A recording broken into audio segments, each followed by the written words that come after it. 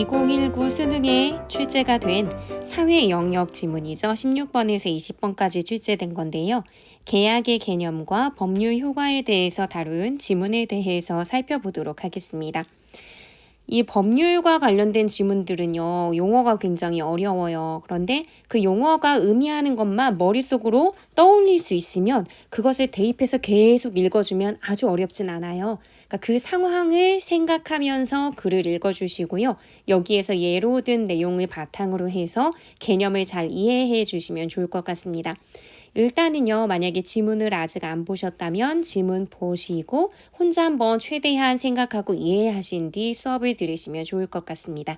그러면 첫 번째 단락부터 쭉 내용을 함께 살펴보도록 할게요. 사람은 살아가는 동안 여러 약속을 한다. 계약도 하나의 약속이다. 하면서 계약이라고 하는 것에 대해서 이야기하기 시작합니다. 하지만 이것은 친구와 뜻이 맞아 주말에 영화 보러 가자는 그런 약속과는 다르다. 그러니까 개인과 개인이 할 수 있는 그냥 일반적인 그런 약속과 다른 것을 우리가 계약이라고 하죠. 친구하고 뭐 어디서 만나라고 얘기한 걸 나 친구랑 계약했어 라고 얘기하진 않잖아요. 일반적인 다른 약속처럼 계약도 일단 서로의 의사표시가 합치하여 성립하지만 이건 일반적인 약속과의 공통점이기도 하죠. 하지만 다른 점은 뭐냐면 이때의 의사, 서로 A하고 B가 서로 약속을 했다라고 한다면 그게 의사표시가 합치가 된 걸 텐데 그때의 의사는 일정한 법률 효과의 발생을 목적으로 한다는 점에서 차이가 생기는 거죠. 그러니까 계약이라고 하는 것은 두 가지 특징이 있는데 1번 특징의 경우는 일반적인 약속과 똑같아요. 내가 친구랑 만날 때 서로 어디서 만나자라고 하는 의사표시가 합치돼야 약속이지 걔만 혼자 일방적으로 통보하면 약속이 아니죠. 다만 그 친구가 약속을 어기지 않았다고 해서 너 어기지 않으면 내가 뭐 법적인 어떤 절차를 통해서 너를 감옥에 넣을 거야. 아니면 뭐 법적으로 소송을 할 거야. 이러지 않잖아요. 그럼 우리가 보통은 막 조문까지 쓰면서 계약서까지 쓰면서 심각해지는 거죠. 그러니까 이 두 번째의 경우가 이제 약속과 다른 계약의 특징이라고 생각을 해주시면 됩니다. 근데 이렇게 설명을 했을 때 혹시나 이해를 못할까 봐 자세히 설명을 해주죠. 한 예로 매매 계약은, 그러니까 계약을 예로 들어서 설명을 해요. 팔겠다는 일방의 의사표시와 사겠다는 상대방의 의사표시가 합치됨으로써 성립하며, 즉 여기 계약이 첫 번째 내용 설명해 준 거 있었죠. 그러니까 팔겠다고 하는 의사표시, 사겠다는 의사표시가 합치함으로써 성립한다. 이게 바로 1번에 해당하는 내용이죠. 여기 이렇게 해서 성립하며 매도인 나오면서 약간은 이렇게 좀 슉 안 읽힌다라고 이제 생각을 하실 수도 있는데요. 매도인은 매수인에게 매매 목적물, 여기서의 매매 목적물은 팔고자 하는 물건이겠죠. 그 소유권을 이전해야 된대요. 매도인이 소유권을 갖고 있는 사람이니까 매도인은 어떤 사람이냐면 파는 사람이에요. 그러니까 우리가 매도인, 매수인이 만약에 확 와닿거나 이해가 좀 잘 안 가면은 본인이 이해한 대로 아래에 써주면 좋을 것 같아요. 그렇다면 매수인은 사는 사람이죠. 그러니까 매도인은 매수인에게 매매 목적물의 소유권을 이전해야 된다. 말이 어려울 뿐이지 우리 지금 팔고 사는 것을 약속했어요. 그러면은 파는 사람은 당연히 이제 물건에 대한 소유권, 권한을 줘야 되죠. 돈 받고 팔아놓고서는 그 물건 나도 쓸래 라고 하면 안 되잖아요. 그러니까 소유권을 이전해야 할 의무를 갖고 있는 거죠. 돈을 받았으니까 이 의무가 있는 거고요. 그러면서 동시에 매매대금의 지급을 청구할 수도 있죠. 내가 물건을 파는 거니까 그 물건에 합당한 가격의 돈을 받아야 되잖아요. 그러니까 뭐 1,000원 줘, 2,000원 줘 라고 하는 것이 매매대금의 지급을 청구할 권리라고 보면 돼요. 그러니까 어떻게 보면 굉장히 간단한 건데 여기서 무슨 권리, 매도인, 매수인, 매매 목적물, 소유권 이런 용어들이 나오니까 굉장히 한 번에 잘 안 읽히는 어려운 느낌이 좀 있으실 수는 있어요. 어쨌든 두 번째 예를 이렇게 들어줬습니다. 그러면 반대로 매수인은 매도인에게, 그럼 여기서 괄호를 닫으면 안 되겠죠? 여기까지도 해당이 돼요. 이제 매도인 얘기했던 거고 매수인의 경우는 이제 사는 사람이잖아요. 반대로 매수인은 매도인에게 매매 대금을 지급할 의무가 있고 당연히 물건을 사니까 파는 사람에게 돈을 줘야 되는 거죠. 그러면서 소유권 이전을 청구할 권리를 갖는다. 내가 돈 줬으니까 물건 나한테 안 주면 안 되잖아요. 물건 줘요 하는 그 권리를 갖는다는 거예요. 무슨 건 하고 얘기는 했지만 그래서 말이 좀 어렵기는 하지만 이게 다 그냥 그런 얘기구나라고 생각을 해주시면 돼요. 이 두 번째가 바로 법률 효과겠죠.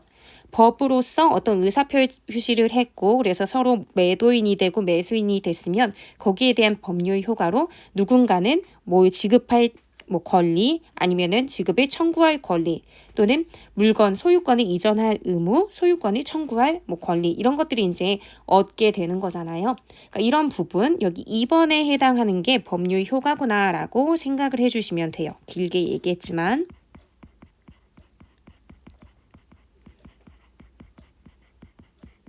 그래서 양 당사자는 서로 권리를 행사하고 서로 의무를 이행하는 관계에 놓이는 것이다. 지금 매도인의 경우도 권리와 의무를 모두 갖고 있고 매수인의 경우도 권리와 의무를 모두 가지고 있는 거죠. 매도인, 물건을 파는 사람의 경우는 자기의 권리는 매매 대금을 이제 받을 권리, 여기 있는 거고 의무의 경우는 물건을 건네줄 의무, 여기 있는 거잖아요. 그 매수인의 경우는 물건을 자기가 이제 당당하게 청구할 권리가 있는 거라면 그 권리를 가지기 위해서는 돈을 줘야 되잖아요. 돈을 지급할 의무도 갖고 있는 거예요. 그러니까 상대방에게 모두 다 의무와 권리가 있구나라고 생각해 주시면 됩니다. 일단 이렇게 해서 1번 단락의 내용을 살펴봤어요. 그래서 첫 번째 단락의 내용을 조금 정리를 해보도록 할게요. 첫 번째 단락에서는 계약이라고 하는 것이 무엇인지를 설명했죠. 그러면서 계약이라고 하는 것이 성립하려면 어떻게 해야 하는지, 성립 요건을 설명을 해줬어요. 이 계약이 성립하려면 서로의 의사 표시가 합치가 돼야 된다.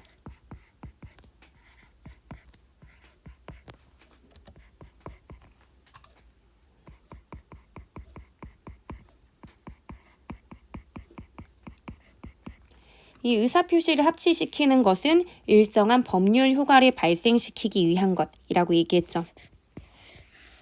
물건을 사고 팔기로 했다면 진짜로 물건을 줘야 되고 물건을 얻고자 한다면 그에 합당한 돈을 또 줘야 되고 이런 것들이요.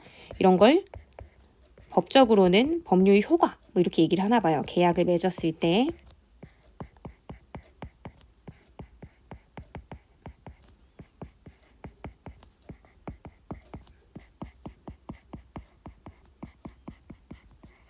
이렇게요. 이것을 혹시나 잘 이해를 하지 못할까봐 조금 쉽게 풀어준 거죠. 예를 통해서 실제 매매 계약을 했을 경우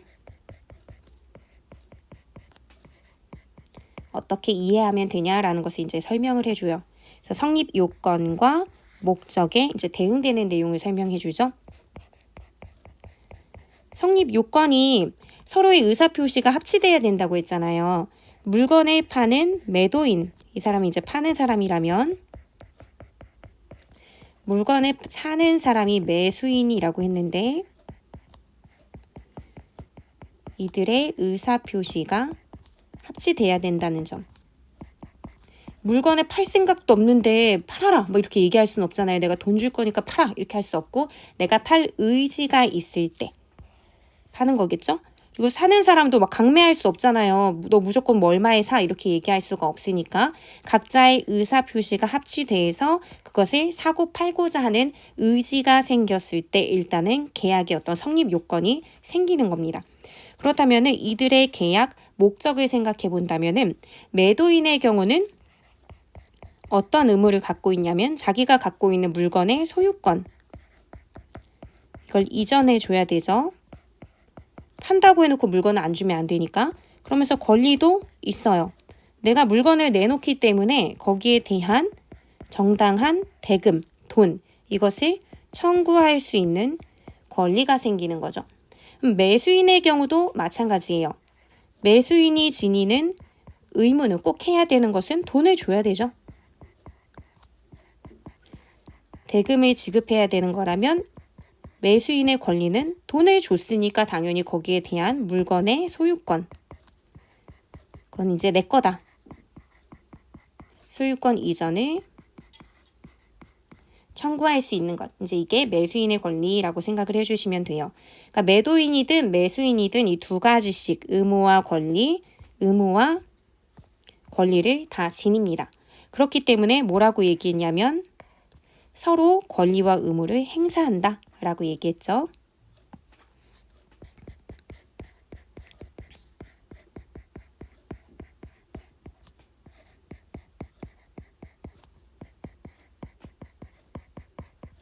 이 부분에 있어서 이제 조금 더 세부적으로 들어가서 얘기를 해줄 거예요. 그거 한번 같이 두 번째 단락 살펴보도록 할게요. 지금 첫 번째 단락 살펴봤고요.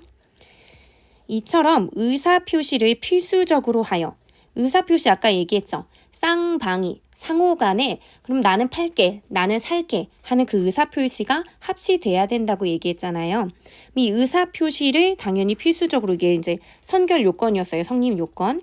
이걸 필수적 요소로 하여 법률 효과를 발생시키는 것. 법률 효과를 발생시키는 게 목적이었죠. 사고 팔고 그래서 소유권을 이전시키고 대금을 청구하고 이런 것들. 그래서 이렇게 의사표시를 필수적으로 하여 법률 효과를 발생시키는 걸 뭐라고 하냐라고 한다면 법률 행위라고 한대요. 그래서 계약이라고 하는 것은 이 법률 행위의 일종이 되는 거죠. 방금 얘기했던 것처럼 서로의 의사표시를 합치시키고 그걸 통해서 뭔가 해야 되는 권리라든지 의무를 발생시키잖아요. 그래서 여기 딱 그 얘기가 나오죠. 당사자에게, 매도인이든 매수인이든 그 당사자에게 일정한 청구권과 이행 의무를 발생시킨다. 이게 바로 뭐냐면 여기서 말했던 법률 효과인 거죠. 여기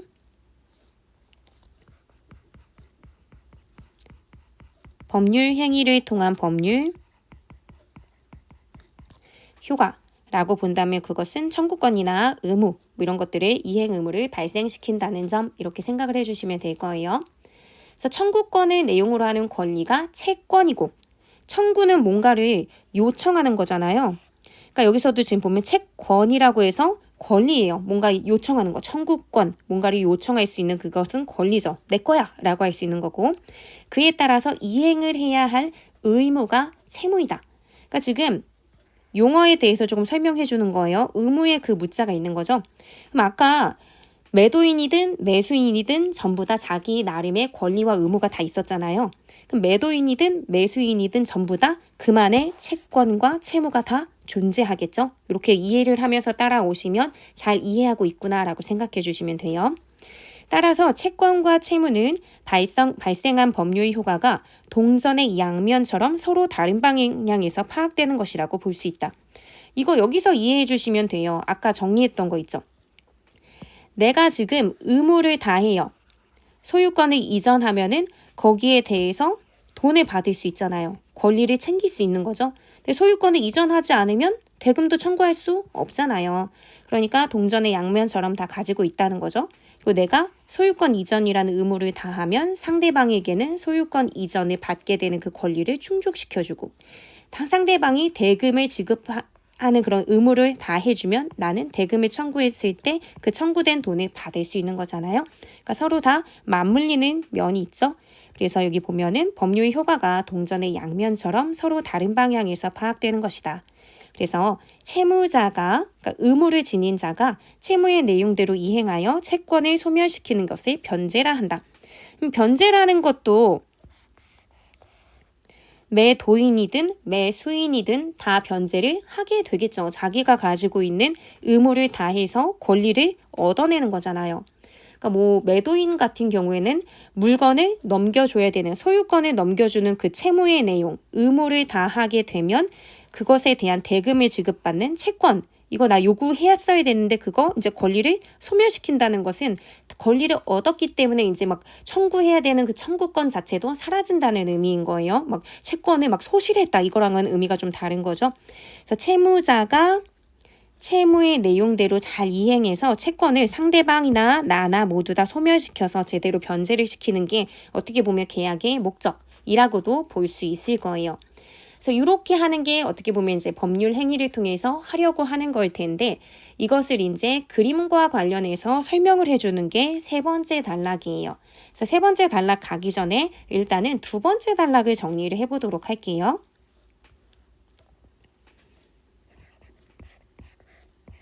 두 번째 단락에서는 이제 계약에 대해서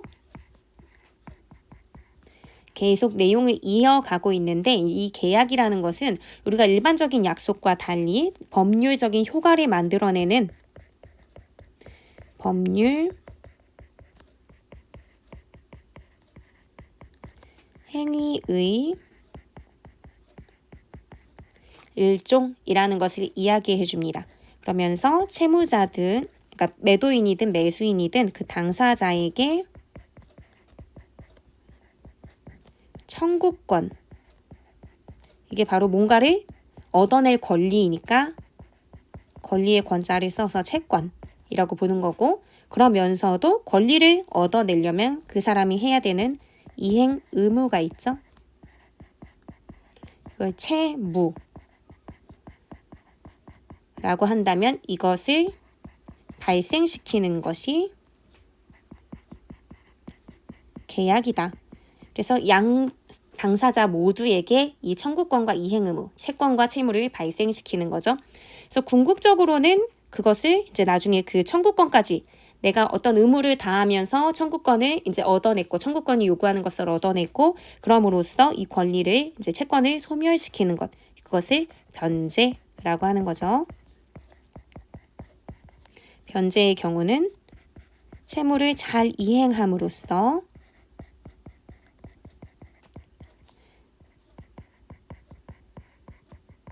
채권을 소멸되게 만드는 것이라고 보시면 돼요. 근데 이제 이 글쓴이의 경우는 이것을 완전히 이해를 시키기 위해서는 좀 구체적인 예를 들어줘야 된다고 생각을 했던 것 같아요. 그래서 세 번째 단락부터는 구체적인 그냥 매매 계약 이렇게만 뭉뚱그려서 얘기하지 않고 구체적인 어떤 계약의 사례를 이제 보여주게 될 거예요. 세 번째 단락 보면 갑과 을은 을이 소유한 그림 A를 갑에게 매도하는 것을 내용으로 하는 매매 계약을 체결하였다 라고 얘기를 해요. 매매 계약을 체결하였다 라고 하는 거 보니까 일단은 A하고 B의 의사표시는 합치가 된 거죠. 왜냐면 을이 갖고 있는 그림이 있는데 그것을 갑에게 매도를 하기로 했으니까요. 그러면은 을은 그림을 갖고 있어서 그림을 줘야 되는 거고요. 갑의 경우는 그림을 사는 거잖아요. 그러면은 누가 매수인이고 누가 매도인인지부터 여러분들이 생각을 할 수 있어야겠죠. 을은 자기가 갖고 있는 물건을 파는 거니까 매도인에 해당이 되는 걸 거고요. 갑의 경우는 그 물건을 사는 거니까 매수인이 되는 걸 거예요. 그들이 매매 계약을 체결한 것은 누군가가 갖고 있는 그림이 지금 갑은 필요했고 을은 팔려고 하는 의지를 갖고 있었으니까 이 매매 계약이 체결이 된 거예요. 그럼 여기에서는 기본적으로는 의사표시가 합치됐겠군 이렇게 생각을 할 수 있을 겁니다. 그래서 을의 채무는 그림 A의 소유권을 갑에게 이전하는 것이다. 그렇죠. 자기가 갖고 있는 것을 이 소유권을 그림 A의 소유권을 갑에게 줘야지 자기 의무를 다하는 거고 그랬을 때 그 그림에 대한 대가로 그 대금을 청구할 수 있는 거잖아요. 그러니까 을이 갖고 있는 채무가 지금 뭔지 설명을 해줬어요. 을이 가지고 있는 채무라고 한다면 그것은 A의 소유권을 갑에게 이전하는 것. 동산인 물건의 소유권을 이전하는 방식은 그 물건을 인도하는 것이다. 물건 준다는 얘기예요. 말이 어려울 뿐이지 여기서는 물건을 준다는 거죠. 동산은 부동산하고 반대라고 생각하면 돼요. 부동산 같은 경우에는 재산 중에서도 움직이지 않는 것, 땅을 떼갖고 옮길 수는 없잖아요. 근데 동산은 이제 실질적인 물건을 주거니 받거니 하면서 그것의 권리를 서로 소유권을 이전하고 받고 할 수 있는 그런 것들이 동산이라고 해요. 그러니까 그림이라고 하는 것은 그것이 어떤 가치를 지니고 있는데 그것을 이동시킬 수 있는 재산이잖아요. 이동할 수 있는 재산. 그래서 그게 동산인 거예요. 그래서 그 방식은 물건을 그냥 주면 된다 이 얘기예요. 쉽게 말할 수 있는 것을 약간 법률적인 용어들을 사용하다 보니까 좀 어렵게 말하고 있습니다. 갑은 그림 A가 너무나 마음에 들었기 때문에 그걸 인도받기 전에 내 손에 들어오지도 않았는데 대금 전액을 금전으로 지급했대요. 그러면 대금 전액을 금전으로 지급했다라고 했을 때 갑이 해야 되는 채무를 다 한 거죠. 을의 채무는 소유권, A의 소유권을 갑에게 주는 거라면 갑의 채무는 그림을 받아서 거기에 대한 대가로 돈을 주는 거거든요. 그러니까 갑은 자기의 채무를 다 했어요. 다만 너무 빨리 돈을 줬죠. 그러니까 선생님도 가끔 막 당근 거래, 뭐 중고 거래 이런 것들을 하면은 너무 물건이 마음에 드는데 내가 오늘 당장 거래를 못 할 것 같으면 막 돈부터 미리 붙이는 그런 경우도 생기는 경우도 있어요. 원래 그러면 안 되지만. 그럼 그렇게 되면은 나중에 물건을 못 받았을 때 굉장히 좀 복잡한 일이 생겨버리죠. 근데 이 사람도 지금 그렇게 했네요. 그런데 갑이 아무리 그림 A를 넘겨달라고 청구하여도, 그러니까 갑은 지금 청구권을 가지고 있잖아요. 물건에 대한 청구권, 이건 바로 갑의 채권이죠. 갑이 갖고 있는 권리예요. 물건을 달라고 하는 그 권리. 그런데 이렇게 청구하여도 을은 인도해주지 않았다. 갑은 자신의 어떤 청구권이 실현되지 않은 상태의 모습을 보여줘요. 그런데 이미 을의 경우는 자기의 권리를 얻어냈잖아요. 그러니까 뭔가 지금 어긋나기 시작했죠. 문제가 생겨버렸죠.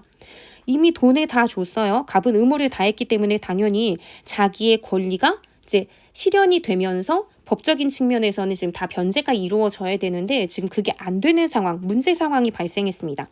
이런 문제 상황이 발생했을 때 내가 당근 거래에서 돈을 먼저 줘버렸는데 그 사람이 나한테 물건을 안 줘. 그럼 내가 가가지고 막 너 왜 그래 하면서 막 멱살 잡으면 될까요? 안 되겠죠. 그렇기 때문에 여기서 그 얘기를 해요. 이런 경우 갑이 사적으로 개인적으로 물리력을 행사하여 해결하는 것은 엄격히 금지된다. 물론 을이 잘못한 거긴 하지만 개인이 무슨 하나의 어떤 뭐 판결을 하는 경찰이나 아니면 뭐 판사나 이런 사람처럼 자기가 다 뭔가를 행해버리고 실현까지 막 법의 집행처럼 막 이렇게 막 응징까지 다 해버리면 안 되는 거잖아요. 그러니까 이런 게 다 금지가 된대요. 일단 여기까지의 내용을 한번 정리를 해보도록 할게요. 지금 앞서서 여기 지금 보면은 매매 계약과 관련된 설명을 해줬었는데 이것과 관련해서 이제 그림과 관련된 거래로 넘어갔습니다. 그래서 여기 지금 세 번째 내용으로 보자면 아까 그 매매 계약의 연장선에서 유사하게 이제 얘로 이해를 해주면 될 거예요. 그림 거래를 얘기하고 있죠. 이것도 결국 매매예요. 돈을 통해서 거래를 하는 거니까. 이렇게 했을 때 매도인은 누구였냐면 물건을 파는 사람, 매도인이 을이고 매수인이 갑이었죠.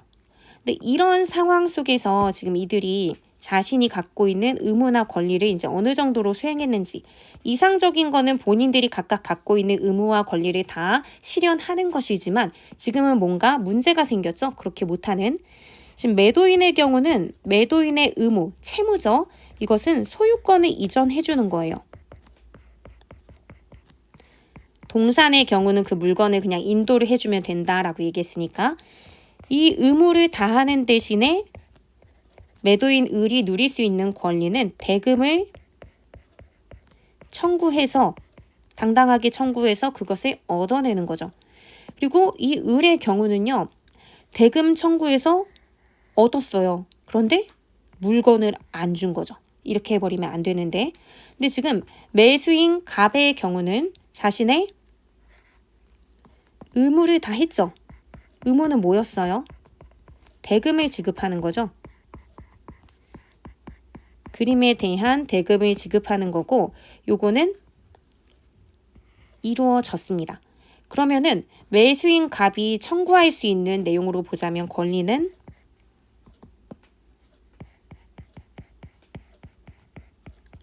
소유권 이전을 청구할 수 있어요. 근데 이 사람이 원하는 그 권리가 실현이 안 돼 버렸죠. 그러니까 지금 원래는 다 제대로 된 변제가 이루어지려면 이렇게 동그라미도 다 이루어져야 되는 거죠. 소유권을 이전해줘서 그 청구권이 변제가 돼야 된단 말이에요. 그러니까 지금 보면은 뭔가 그게 이루어지지 않았어요. 즉 채무 불이행 상태가 된 거죠.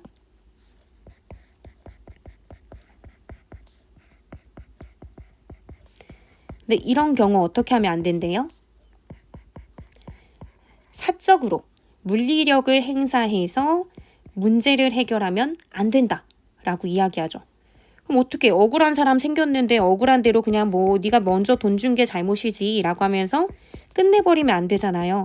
그럼 사적으로는 안 되지만 그러면 뭔가 공적인 방법으로 해결할 수 있는 방법을 알려줘야겠죠. 자, 그것을 이제 뒷부분에서 우리가 살펴볼 거예요. 사적인 물리력 행사가 안 된다면 어떻게 이들의 어떤 계약 관계에 있어서 생긴 문제를 해결할 수 있으니까 그것은 네 번째 단락 한번 같이 볼게요. 채권의 내용은 민법과 같은 실체법에서 규정하고 있고 이렇게 지금 뭐 권리와 관련된 뭐 그런 부분들은 민법과 같은 실체법에서 규정을 하고 있대요. 내용적인 건 민법과 같은 실체법에서 규정하고 있고 그것을 강제적으로 실현할 수 있도록 구체적인 실현, 지금 실현이 안 된 거잖아요. 실현할 수 있도록 하는 것은 민사소송법이나 민사집행법 같은 절차법. 하나는 실체법, 하나는 절차법. 이렇게 좀 다르구나. 문제로 내기 사실 굉장히 좋아요. 실제로 문제로도 나왔고. 어쨌든 절차법이 갖추어져 있다. 갑은 소를 제기하여, 소송을 제기하는 거죠. 억울하니까. 판결로서. 그러니까 적절한 지금 법적인 절차를 밟아나가는 거죠. 판결로서 자기가 가진 채권의 존재와 내용을 공적으로 확정받을 수 있고 그러니까 소송을 제기해서 자기의 권리를 인정받는 거죠. 채권의 존재와 내용을 공적으로 확정받을 수 있고 나아가서는 법원에 강제 집행을 신청할 수도 있다. 신청해야겠죠. 지금 억울한 일이 생겼으니까. 강제 집행. 말에서 이미 전체적인 뭐 뉘앙스가 있어서 알 수 있겠지만 강제적으로 뭔가를 해결해 준다 라는 식의 이제 의미로 생각을 해주면 되겠죠. 강제 집행을 하게 되어서 실질적으로는 국가가 개인적인 물리적 실력을 행사하는 게 아니라 국가가 물리적 실력을 행사하여 채무자의 의사에 구애받지 않고 채무자는 여기서 물건 안 준 사람이잖아요. 채권자는 지금 물건을 못 받은 사람이고 이 맥락에서는 채무자는 여기에서는 누구겠어요? 을이겠죠. 을. 매도인. 을의 의사에 구애받지 않고 채무의 내용 하면은 원래는 뭐 그림을 줘야 됐었던 거니까 그것을 실행시켜서 채권이 실현되도록 채권은 지금 이제 매수인 갑의 어떤 권리였어요. 그래서 그것을 실현되도록 하는 제도다. 그러니까 강제집행제도가 있구나라는 것을 파악할 수 있었어요. 여기 지금 네 번째 단락에서 보면은 지금 채무가 불이행된 상태에서 사적인 물리력은 행사하면 안 되지만 방법이 없는 것이 아니다. 그래서 그게 네 번째 단락에 나온 거죠. 그 방법은 법적 절차가 있다.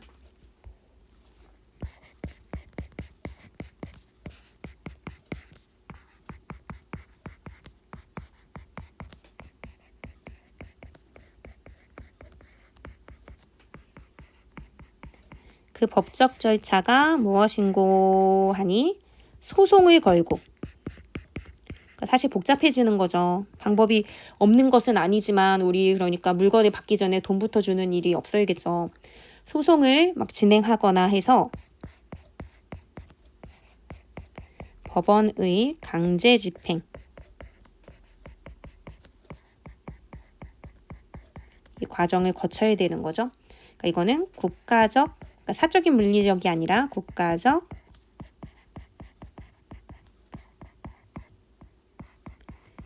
물리력을 행사할 수 있게 하는 것입니다. 그래서 결국은 얘가 다 하지 않은 매도인이 하지 않은 채무를 강제적으로 이행하게 하는 것이죠. 아, 이런 방법이 있구나. 근데 이때에도 좀 문제가 생길 수 있는 부분도 있어요. 무조건 이렇게 강제 이행하게 한다고 해서 다 내가 받을 수 있는 건 아니고 또 다른 상황이 벌어지는 것에 대해서 얘기를 하거든요. 그것도 한번 볼게요.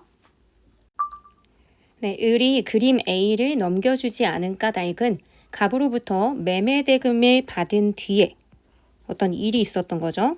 갑으로부터 매매 대금을 받은 뒤에 을의 과실로 불이나 그림 A가 다 없어졌기 때문이다.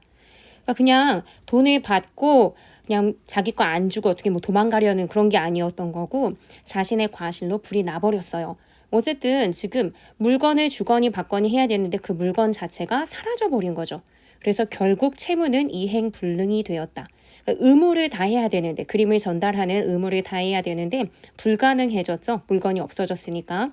그래서 소송을 하더라도 불능의 내용을 이행하라는 판결을 나올 수가 없다. 왜냐하면 그 그림이 존재하지 않으니까. 그래서 그림 A의 소실이 만약에 계약 체결 전이었다면 계약을 하기 전에 이미 그림이 없었던 거라면 그러면 사실 계약을 하면 안 되잖아요. 그럼 그 계약은 실현 불가능한 내용을 담고 있기 때문에 체결할 때부터 계약 자체가 무효이다. 근데 이 경우에는 지금 해당이 안 되는 거죠. 왜냐하면은 A의 소실은 계약을 체결한 후죠. 계약을 하고서 지금 매매 대금을 받은 뒤 이제 물건만 전달하면 되는데 타버렸던 거잖아요. 그러니까 지금 A의 소실이 계약 체결 전이었다면 그런 경우에는 실현 불가능하니까 계약 자체가 무효인 건데 이 경우에는 이행불능이 채무자의 과실 때문에 일어난 거죠. 그런 경우에는 채무자가 채무 불이행에 대한 책임을 져야 한다. 지금 두 가지의 경우로 나눠서 지금 설명을 했어요. 채무 이행이 불능한 그런 상태. 을의 과실로 그림이 소실된 거잖아요. 그러니까 만약에 그림이 소실된 후에 계약을 체결했으면 계약 무효이고 지금 이 경우에는 채무자 과실로 인한 이행 불능이니까 채무자의 책임이구나 라고 생각을 해주시면 됩니다. 그럼 일단은 5번째 단락 내용을 한번 정리를 해볼게요. 지난 시간에 이어서 5번째 단락은 지금 상황이 채무 이행을 해야 되는데 지금 채무 이행이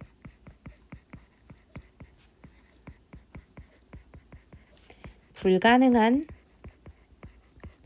상태인 거죠. 그럼 그 경우는 어떻게 할 것인가?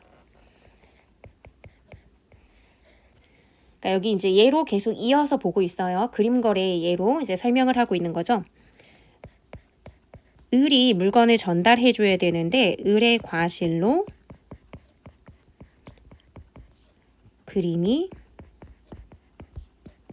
소실되었습니다. 근데 이런 경우 만약에 그림이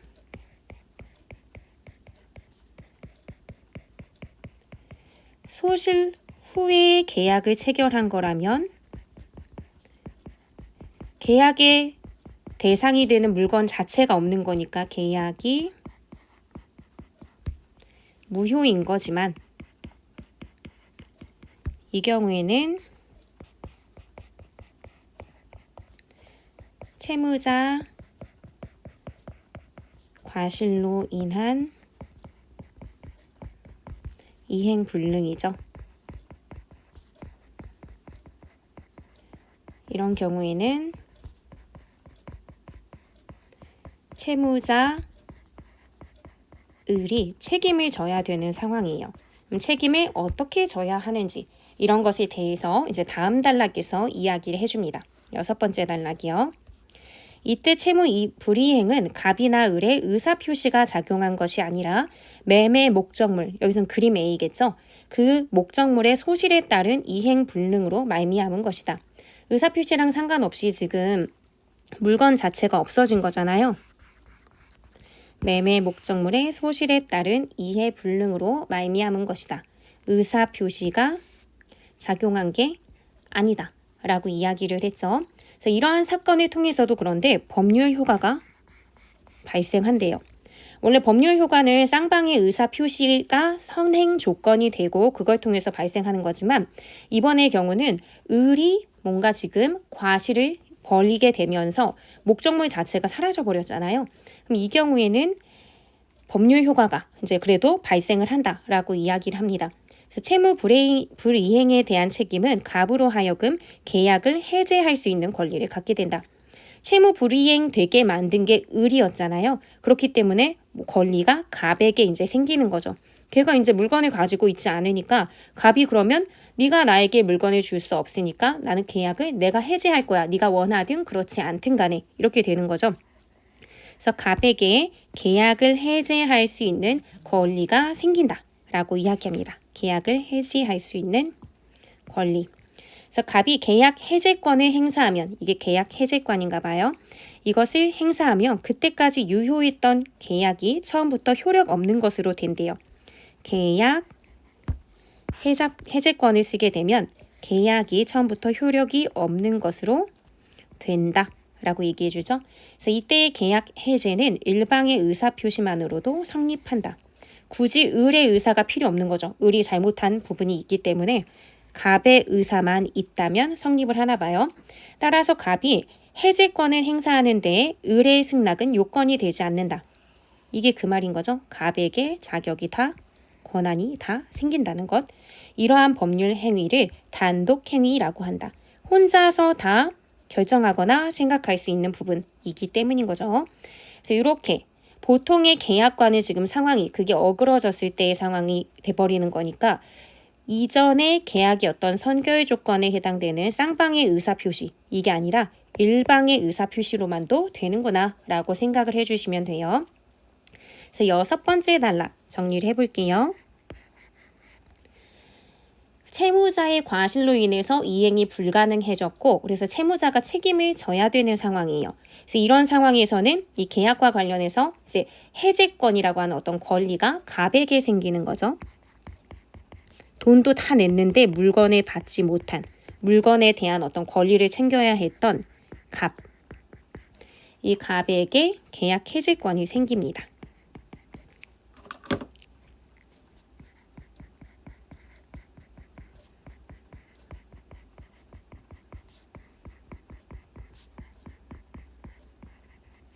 그래서 이 계약 해제권이라고 하는 것은 계약의 효력. 이게 바로 법률의 효과였죠. 법률 효과.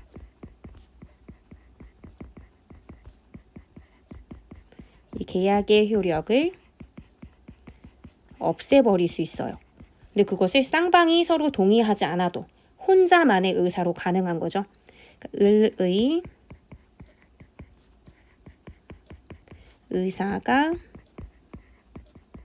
반영되지 않습니다. 갑의 일방 의사 표시. 그래서 단독으로 행위를 할 수 있는 거죠. 보통의 계약과 이제 달라지는 거예요. 그러면은 마지막 문단 이어서 볼게요. 7번째. 갑은 그래서 계약을 해제합니다. 왜냐면 내가 다 돈을 냈는데 물건을 받지 못하니까 해제를 해야겠죠. 이로써 계약으로 발생한 채무, 채권은 없던 것이 된다. 그러면 계약 해제권이 갖고 있는 나름의 효력이 지금 이것도 하나 이제 있는 거죠. 채권과 채무를 없던 것으로 만들어 버린다 이거예요. 당연히 계약의 양 당사자는 채무를 이행할 필요도 없는 거예요. 채권 채무가 다 사라져 버렸으니까 채무를 이행할 필요가 없다. 그런데 이행할 필요가 없는데 이미 이행된 게 있죠. 지금 돈을 줘버렸잖아요. 그러니까 이행된 것이 있다면 계약이 체결되기 전의 상태로 되돌려야 된대요. 갑의 입장에선 좋은 거죠. 내가 돈을 냈는데 안 낸 걸로 한다는 것은 그 돈을 받을 수 있다는 얘기잖아요. 그래서 이것을 청구할 수 있는 권리가 바로 뭐냐면 원상회복 청구권이 되는 것입니다. 계약의 해제로 갑은 원상회복 청구권을 행사할 수 있게 되고요. 그러니까 권리가 있는 거죠. 갑의 이 채권은 뭐냐면 요거죠. 원상회복 청구권. 그래서 결국 을에게 매매대금을 반환해 달라고 청구할 수 있는 권리가 된다. 그래서 이렇게 해서 자신의 원래 돈을 받을 수 있게 된다. 이 얘기인 거죠. 그러니까 법적인 절차를 통해서 다 받을 수 있는 거예요. 사적인 방법으로 하지 않아도. 그래서 7번째 단락에서는 계약 해제권을 사용해서 계약을 해제하게 되면 기존에 맺었던 채권, 채무 이런 것이 다 없어진다 라고 하는 것. 근데 없어지는데 만약에 이전에 이행되어 버린 게 있다 라고 한다면 이행된 것은 원래대로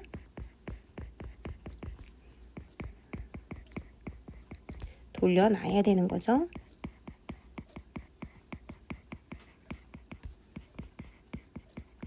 그래서 원래대로 돌려놓는 걸 뭐라고 한다고요? 원상회복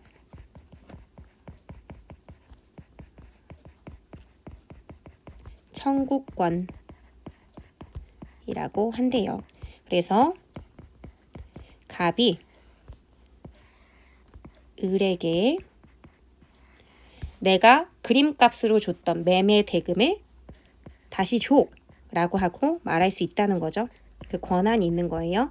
매매 대금 반환 청구권을 행사할 수 있다라는 거였습니다. 네, 이렇게 해서요. 전체적인 내용을 다 살펴봤어요.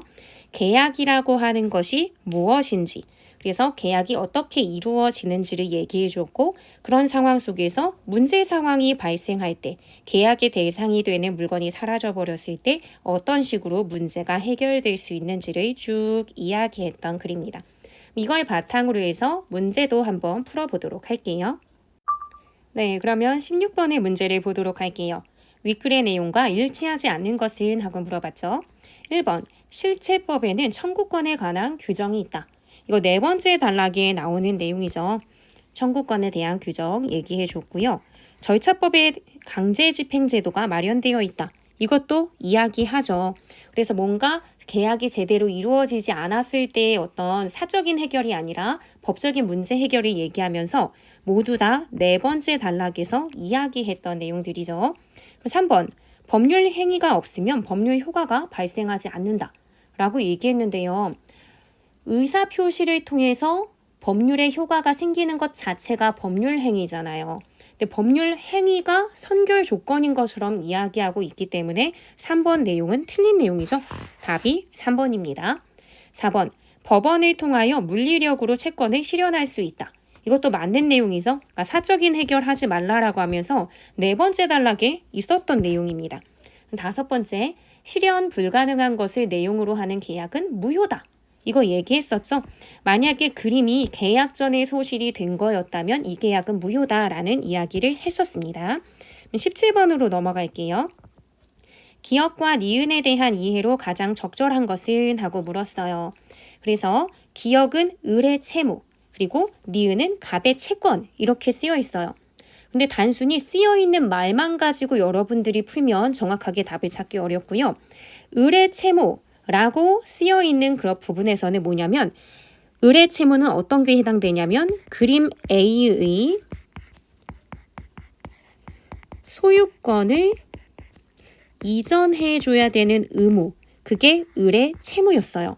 근데 여기서의 갑의 채권은 그러니까 권리잖아요. 그럼 소유권을 이전받을 권리, 그게 아니라요. 뒷부분에 나왔었던 부분이죠. 을의 과실로 인해서 그림이 소실되었을 때 원상회복 청구권을 사용할 수 있다. 이런 권리가 있다. 라고 했었고 그 채권을 얘기해요. 원상회복 청구권. 그래서 이 경우에는 을의 의사도 중요하지 않고 그냥 갑이 자신의 의사를 바탕으로 해서 매매 대금 다 냈었잖아요. 매매 대금의 반환을 요청할 수 있는 권리라고 했었어요. 이걸 머릿속에 집어넣고 보시면 그렇게 어려운 부분은 없을 거예요. 한번 볼게요. 네, 그럼 1번 선지를 보도록 할게요. 기억은 매도인의 청구와 매수인의 이행으로 소멸한다 라고 했죠. 기억은 을의 채무예요. A의 소유권을 이제 갑에게 이전해 줘야 되는 거죠. 그럼 여기 한번 볼게요. 매도인의 청구와 매수인의 이행으로 소멸한다. 매수인은 돈을 주는 거잖아요. 그러니까 매수인이 돈을 줘서 매도인이 청구한 그 돈, 이거는 권한이죠. 을의 채권이거든요. 돈 주세요 라고 하는 것을 이 갑이 자신의 채무, 의무를 다 한 거예요. 그랬을 때 소멸하는 것은 을의 채권이겠죠.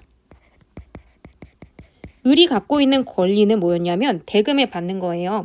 이 대금을 받는 걸 매수인이 이행하면서 여기서 지금 채무를 다 한 거잖아요. 채권, 돈을 청구하고 거기에 대해서 다 이행했다면 돈을 준 거거든요. 갑이 다 돈을 줬을 때 을이 받아야 되는 돈, 채권이 소멸된 거지 채무가 소멸된 것은 아니죠. 그렇기 때문에 1번은 틀렸고요. 2번, 니은은 채권자와 채무자의 의사표시가 작용하여 성립한 것이다. 언뜻 봤을 때는 하나는 을의 채무고 하나는 갑의 채권이기 때문에 그러면은 이 둘의 의사표시가 작용하여 성립했다고 하니까 맞는 것 같아 라고 생각하실 수도 있지만 니은의 경우는 원상회복 청구권이었어요. 원상회복 청구권 같은 경우에는 쌍방의 의사표시가 작용하지 않는다라고 얘기했죠. 채권자에 해당하는 사람의 의사표시만 작용합니다. 채무자에 해당되는 을의 경우는 의사가 반영되지 않아요. 갑의 일방적인 의사, 단독 의사표시가 작용한다 했죠. 2번은 틀렸습니다. 3번, 기억과 니은은 기억이 이행되면 그 결과로 니은이 소멸하는 관계다 라고 얘기했는데요. 이건 이미 기억이 이행될 수 없는 상황이었죠. 기억의 경우는 그림이 소실됐기 때문에 이미 그것이 불가능해서 그 다음으로 선택한 방법이 원상회복 청구권이었던 거예요. 그렇기 때문에 3번도 틀린 내용이죠. 4번, 기억과 니은은 동일한 계약의 효과를 서로 다른 측면에서 바라본 것이다. 그거 아니죠. 니은의 경우는 아예 처음 계약이 지켜질 수 있는 상황이 아니기 때문에 새롭게 만들어진 권리라고 보시면 돼요. 그렇기 때문에 4번도 틀렸죠. 5번, 기억에는 물건을 인도할 의무가 있고, 왜냐하면 여기 지금 A의 소유권 이전이라고 얘기했어요. 그 니은에는 금전의 지급을 청구할 권리가 있다. 매매대금 반환 요청. 즉 이것만 여러분이 처음에 방향 설정을 정확히 하고 읽어주시면 명확하게 다른 건 어떤 것도 답이 아니고 이게 딱 처음에 정리했던 내용을 그대로 담고 있습니다. 답이 5번인 거죠. 18번으로 넘어갈게요. 가해 상황에 대한 설명으로 적절한 것은 하고 물었어요. 가해는 결국 채무는 이행 불능이 되었다 라는 말이거든요. 1번, 을의 과실로 이행 불능이 되어 갑의 계약 해지권이 발생한다. 맞죠? 소실이 됐잖아요, 그림이. 그래서 을의 과실 맞았었고요. 그래서 갑이 계약을 해지시킬 수 있다. 이 얘기를 했었어요. 어렵지 않죠. 전체 내용에서 그냥 말했던 거 첫 번째 선지에서 그냥 얘기해버렸네요. 2번, 갑은 소를 제기하여야 매매의 목적이 된 재산권을 이전받을 수 있다. 소를 나름 제기해서 뭔가 문제를 해결하고 있기 때문에 맞게 느껴질 수도 있지만 매매의 목적이 된 건 원래 그림이었거든요. 그럼 그림에 대한 재산권을 이전받을 수가 없게 됐죠. 그림이 사라졌으니까. 그러니까 2번은 틀린 내용이고요. 3번, 갑은 원상회복 청구권을 행사하여야 그림 A의 소유권을 회복할 수 있다. 이것도 그럴싸해 보이지만 여기까지는 맞지만 그림 A의 소유권은 여기서도 회복할 수 없습니다.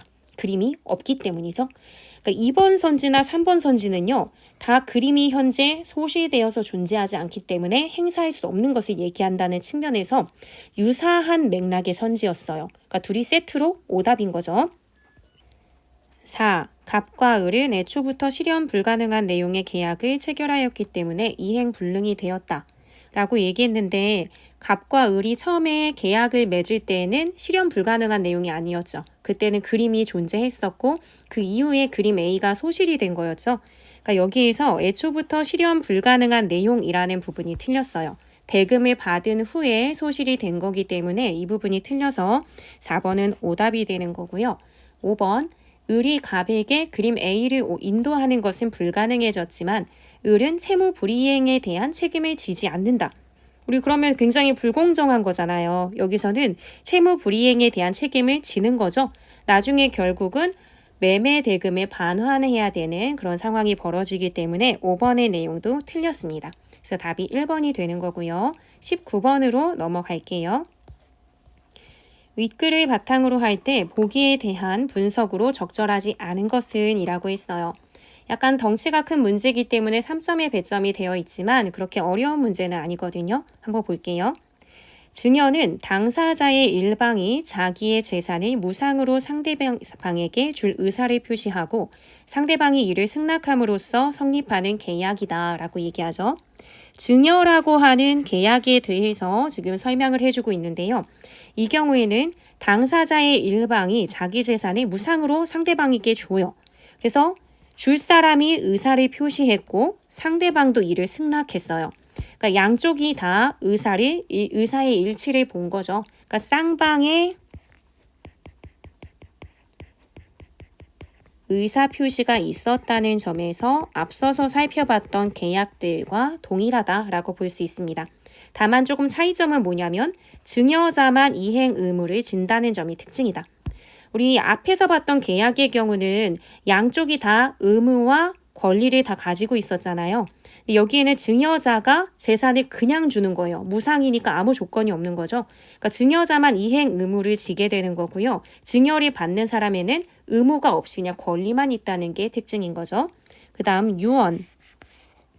유언은 유언자의 사망과 동시에 일정한 법률 효과를 발생시키려는 것을 목적으로 하는데 유언자의 의사표시만으로 유효하게 성립하고 의사표시의 상대방이 필요 없다는 점에서 증여와 차이가 있다.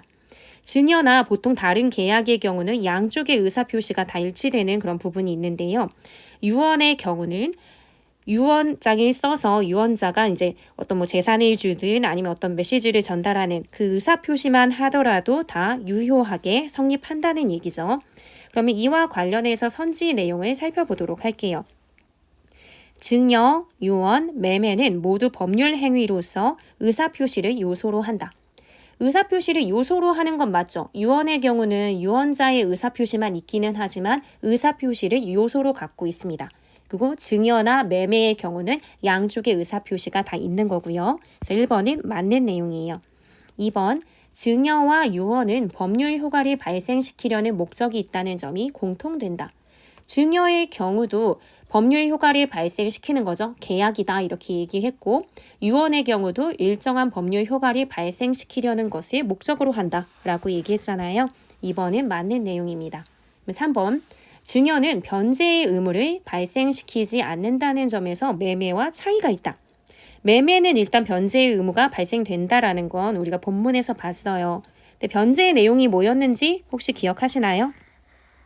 변제의 경우는 채무를 이행함으로써 채무를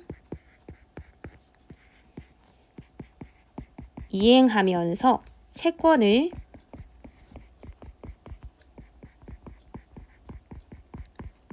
소멸시키는 거였어요. 그러면 증여의 경우는 채무 이행이 뭔지 채권을 소멸시키는 게 뭔지 한번 생각해 보시는 거예요. 증여의 경우는 자기가 갖고 있는 재산을 무상으로 상대방에게 준다라고 얘기했잖아요. 여기서의 채무 이행은 재산을 주는 증여라고 하는 행위죠.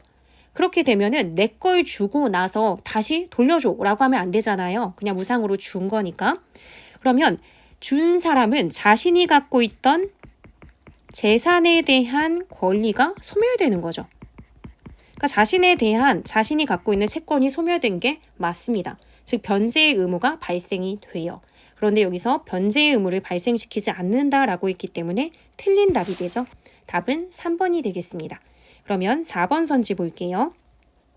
증여는 당사자 일방만이 이행한다는 점에서 맞죠? 앞서서 봤을 때 일방만이 이제 돈을 주는 거고 상대방은 그냥 받기만 하면 돼요. 이 점에서 양 당사자가 서로 이행하는 관계를 맺는 매매와 차이가 있다. 맞죠?